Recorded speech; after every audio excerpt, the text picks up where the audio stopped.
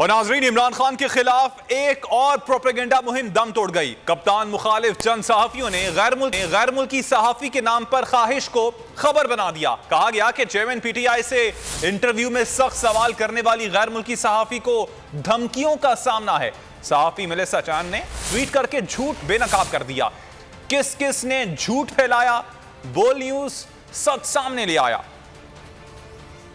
ख्वाहिश को खबर बनाने वालों को भी मिल गया जवाब। चंद सहाफियों ने मुनज़्ज़म मुहिम शुरू कर दी। कहा गया कि इमरान खान से सख्त सवाल करने पर जर्मन टीवी एंकर को धमकियां दी गईं। खातून एंकर ने धमकियों के बाद ट्विटर पर रिप्लाई सेक्शन बंद कर दिया। कुछ चैनल्स ने खूब खबर चलाई और वेबसाइट्स पर लगाई। इमरान खान मुखालिफ सहाफियों ने भी खूब झूठ फैलाने की बाजी लगाई। अब जर्मन टीवी एंकर के एक ट्वीट से हो गई सबकी धुलाई। साफ कहा, मैंने कभी रिप्लाई सेक्शन ऑन नहीं किया। इनकी बात का मखसूस लोगों की जानिब गलत मतलब निकाला गया। बोल न्यूज प्रोपेगेंडे से दूर रहा और सच के साथ खड़ा रहा।